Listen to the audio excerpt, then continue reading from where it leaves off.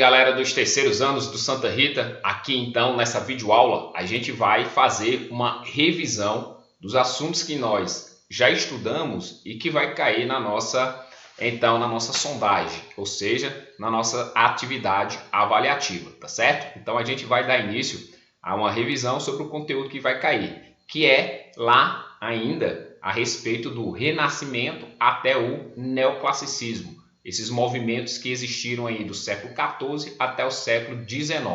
Então vamos lá, vamos revisar, começando falando a respeito do Renascimento Cultural. Como nós sabemos, o Renascimento Cultural foi um movimento artístico iniciado na Península Itálica a partir do século XIV e se desenvolveu até o século XVI. Teve origem na Península Itálica graças à existência aí, como vocês veem na imagem, dos mecenas.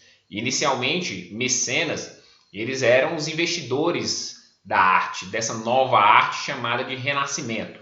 Os mecenas geralmente eram burgueses, comerciantes enriquecidos, italianos, mas com o tempo também passou a ser chamado de mecenas, pessoas da igreja, como também nobres. Independente de ser burguês, pessoas da igreja ou nobres, mecenas então eram os investidores dessa nova arte chamada de Renascimento Cultural.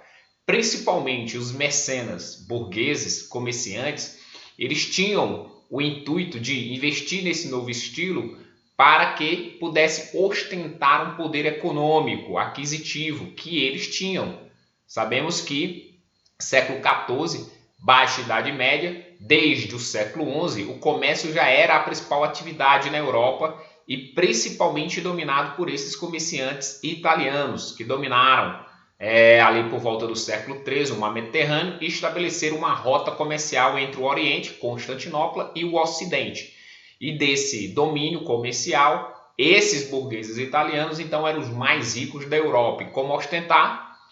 Os retratando através de pinturas. E aí eles então financiam artistas que vão então resgatar valores clássicos para a produção dessa nova arte. Por isso que esse movimento é conhecido como Renascimento Cultural. Ok, pessoal? Uma outra coisa importante são as características gerais do Renascimento. Acabamos de dizer que o Renascimento Cultural tem como principal característica o resgate dos valores clássicos, ou seja, greco-romanos, para serem reutilizados a partir do século XIV como base para essas novas produções. Por isso que o movimento é conhecido como Renascimento Cultural. Uma outra característica importante do Renascimento é o antropocentrismo, ou seja, a valorização do estudo do ser humano, ou a valorização da retratação do ser humano nas obras de arte. Então, o Renascimento ele vai dar primazia a retratar o ser humano tal como ele é. E, a partir daí, o ser humano, para ser retratado com riquezas de proporções, de detalhes, ser representado tal como ele é, precisa ser estudado. É por isso que dentro do antropocentrismo surgiu a corrente humanística. A gente fala daqui a pouco mais sobre isso. Uma outra questão interessante é o naturalismo, ou racionalismo, ou, tá certo, cientificismo. Ou seja, há, a partir do século XIV, no Renascimento Cultural, um intenso incentivo à busca do conhecimento, à busca do estudo da natureza, para, a partir desses estudos, a partir desses conhecimentos, melhor retratar as pessoas na obra de arte, como também passar a conhecer melhor o mundo em que vive. Por isso que houve também um incentivo à ciência, à razão, à busca do conhecimento. Tá certo, pessoal? Na pintura, nós vamos ter como principais características, pessoal, a questão do uso da perspectiva, ou seja, profundidade ao plano. Também vamos ter como característica o proporcionalismo, os personagens, paisagens sendo retratados com a mesma proporção da realidade. A técnica do claro e escuro, bastante utilizada por vários artistas, isso é importante. Ok? A produção de autorretratos, ou seja, o artista se autorretratando em obras, como também a produção de retratos, porque é uma das formas dos artistas ganharem dinheiro, retratando os mecenas que queriam ostentar esse poder que eles queriam. E também, na característica das pinturas, vamos ter o uso da técnica do claro e escuro, ou seja, parte do quadro clara, a outra parte escura, com o intuito de focar o olhar do observador ou direcionar o olhar do observador para onde o artista tinha intenção, tá certo, pessoal? E aí, aqui vem uma parte importante, como nós falamos, uma das características gerais do Renascimento era o antropocentrismo, ou seja, a valorização, a retratação fiel do ser humano. E aí, para com fidelidade retratar esse ser humano, é óbvio que os artistas tiveram que ir a fundo estudar o corpo humano, ou seja, a anatomia humana. Leonardo da Vinci, por exemplo, roubava corpos em cemitérios para levar para casa para estudá-los. E a partir desses estudos, ele melhor representava em suas obras, assim como outros artistas também fizeram isso. E aí, estudando a anatomia humana, ele produz até essa obra, O Homem Vitruviano, ou seja, ele como outros artistas renascentistas, passa a ter um domínio enorme dos detalhes, dos principais aspectos do corpo humano e, com esse domínio, ele então expõe esses detalhes em suas obras, com riqueza, muita riqueza mesmo de detalhes, as obras vão passar a ser produzidas, ou seja, o corpo humano o mais próximo da realidade, diferente da época lá medieval, da Alta Idade Média ou do início da Baixa Idade Média, quando as obras não tinham tanta riqueza de detalhes, quando eram ainda desenvolvidas ali no estilo dominado pela igreja, o estilo românico e gótico. Tá certo, pessoal? Então, aqui são os principais aspectos do Renascimento. Após o Renascimento, nasceu o maneirismo. Ou seja, pessoal, essa corrente maneirista, ela também teve início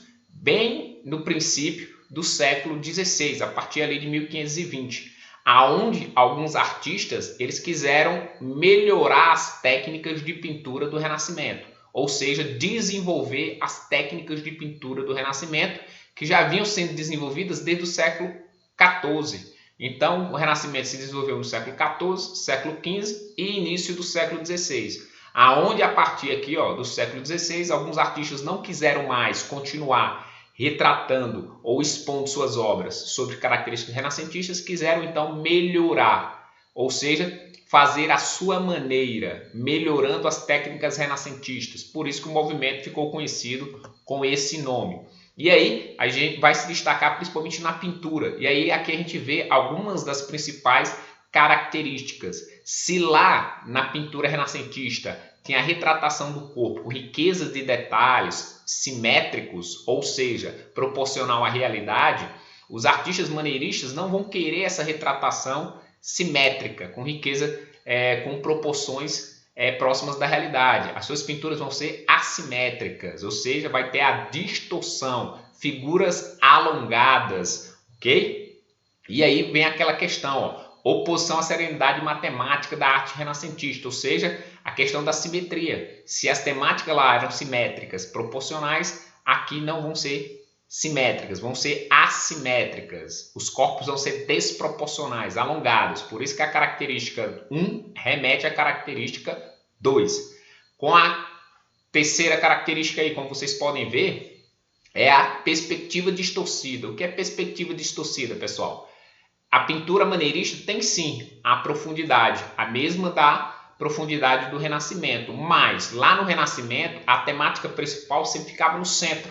Já aqui, essa perspectiva distorcida quer dizer que essa temática principal pode ficar dos lados, como você vê aqui, o tema principal, o corpo de Jesus Cristo, só que ele não está aqui no centro da obra, está aqui do lado, então há essa perspectiva distorcida.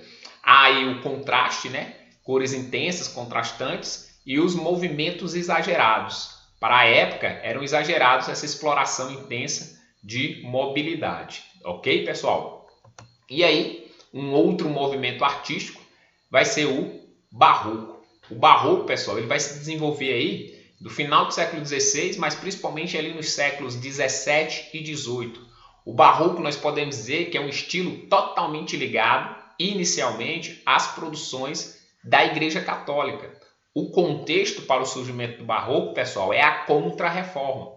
Século XVI, a partir de 1517, como nós vimos, do ponto de vista histórico, teve a Reforma Protestante. E aí surgiram várias igrejas cristãs, mas protestantes à Igreja Católica, como, por exemplo, a Igreja Luterana, a Igreja Calvinista, a Igreja Anglicana, e, consequentemente, a Igreja Católica não cruzou os braços a Reforma Protestante vai dar a sua resposta. Movimento esse que ficou conhecido como Contra-Reforma ou Reforma Católica.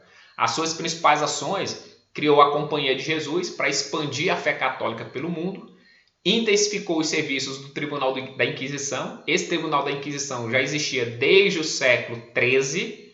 No século XVI ele volta à ativa e convocou o Concílio de Trento, uma reunião entre os cardeais da Igreja Católica para dar novos rumos à Igreja.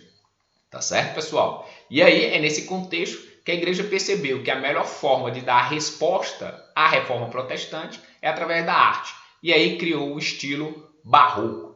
Ok, pessoal? E no estilo barroco, a gente então vai se destacar principalmente a pintura barroca, que vai ter como principais características o predomínio da emoção sobre a razão. Se os renascentistas, os maneiristas, prezavam pela busca do conhecimento, pelo cientificismo, pelo racionalismo, pela exploração de uma arte técnica, aqui volta como era lá no período do estilo românico ou estilo gótico. Explora uma temática emocional para impactar o observador e fazê-lo se ligar fielmente à igreja. Uma outra característica importante das pinturas barrocas eram pinturas dispostas em diagonal, ou seja, a temática principal ela sempre ficava também do lado, já um resgate aí do maneirismo, ou seja, para dar mobilidade à cena. Uma outra característica eram acentuados contrastes entre as regiões clara e escura,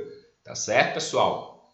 Para dar também esse ar de emoção, esses contrastes entre claro e escuro era para impactar o observador. E por fim, a característica era o realismo. Mas como assim realismo? Os personagens, melhor dizendo, os personagens de temáticas religiosas ou de temáticas, tá certo, pessoal? Diversas, elas eram tiradas de pessoas comuns da sociedade. Então, os rostos, principalmente de santos, pessoas da temática religiosa, era retirada de pessoas comuns. Os artistas utilizavam personagens comuns como obras de tons religiosos. E aí vai se destacar na pintura barroca esses dois artistas. O da esquerda, que vocês veem aqui, o Caravaggio, que vai então utilizar em suas pinturas uma luz artificial que ele mesmo a produzia, com o intuito de direcionar o olhar do observador para determinado ponto. Consequentemente, tem-se aí a criação da famosa técnica do tenebrismo, ok? É a principal característica das obras do Caravaggio. Utilizou muito em suas pinturas aquilo que eu falei, ou seja, pessoas comuns, ele retirava os rostos para colocar em seus personagens de temas religiosos. E um outro importante artista, esse da direita, o Peter Bruegel, Rubens, o famoso Rubens, e aí ele vai utilizar em suas pinturas também linhas contorcidas, ou seja, linhas contorcidas para dar um ar de mobilidade aos personagens, como também ele vai utilizar cores fortes e os rostos luminosos, ok? São as principais características de sua obra. E aí, passando, vem-se o estilo rococó, que vai se desenvolver principalmente aí no século XVII, ou seja, é como se fosse uma evolução do barroco. Mas o estilo rococó, como vocês podem ver, ele vai ser marcado pelo principalmente voltado, podemos dizer assim, principalmente voltado para retratar uma temática da nobreza, que era a época luxuosa, ociosa.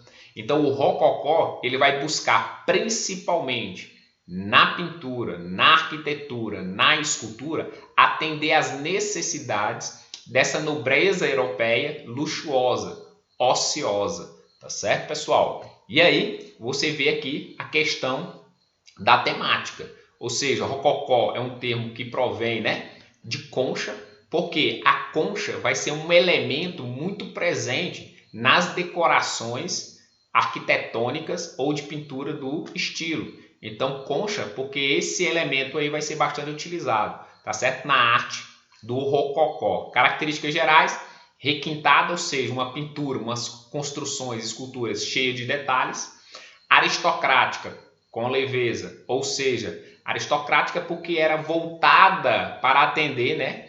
Atender a aristocracia, a nobreza europeia que era ociosa, como nós falamos. Mas só que tem uma carga mais suave, a cor mais suave do que a do barroco, que era mais intensa. Convencional, porque para ser um artista rococó, você tinha que seguir regras pré-estabelecidas. Tá certo, pessoal? E aí, coisa importante aqui sobre a pintura rococó é que a tonalidade, as cores são suaves, como eu falei, para contrastar com o movimento anterior, o barroco, que as cores eram mais intensas, fortes, para gerar emoção no fiel, para ele se manter fiel à igreja. Como nós falamos aqui, o rococó é um estilo mais voltado para os nobres. E aí essa nobreza, para ostentar esse luxo, preferiu cores mais suaves. Ok, pessoal? Uma outra coisa é uma pintura também com muitos aspectos de luminosidade.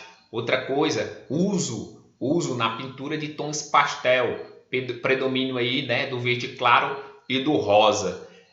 Pinturas com efeitos decorativos, ou seja, pinturas que serviam para decorar ambientes. Uma outra característica importante é que a principal temática, como nós dissemos, era a vida luxuosa, ociosa dos nobres europeus. Já a escultura também tem o mesmo caráter da pintura, ou seja, tanto a escultura quanto a pintura tinham um caráter decorativo. A escultura rococó ela era produzida em menores dimensões, porque como eram para serem utilizadas como decoração, então eram produzidas de forma menor. O material, o mármore, mas geralmente eles utilizavam a madeira ou o gesso. A madeira e o gesso, que eram materiais de produção de esculturas que permitiam com que as cores da escultura ficassem mais suaves, como as cores da pintura, que era o intuito deles, não causar tanto impacto, tá certo, pessoal? E aí, fechando a nossa revisão, o último dos movimentos, o neoclassicismo. O neoclassicismo já vai ser um movimento que vem antagonizar todos os movimentos anteriores, em relação ao rococó, em relação ao barroco, ok? O neoclassicismo é um resgate do Renascimento, é um resgate do classicismo greco-romano antigo. Os neoclássicos, eles então vão produzir uma obra que vai ter como base o classicismo greco-romano da antiguidade, mas também o renascimento cultural. Então eles voltam a primar pela ciência, pela intelectualidade. E aí os neoclássicos, na pintura, exatidão de contornos, preferência por temas históricos. Na arquitetura, como você pode ver aí, o Portal de Brandemburgo, utilização de grandes colunas, que é um aspecto grego antigo, a utilização de frontões, que também é um aspecto grego, também utiliza a questão da simetria, utilizam aspectos romanos, como o uso de abóbodas, o uso de arcos. Então, são os principais aspectos dessa arte neoclássica, tá certo, pessoal? Então, aqui a gente finaliza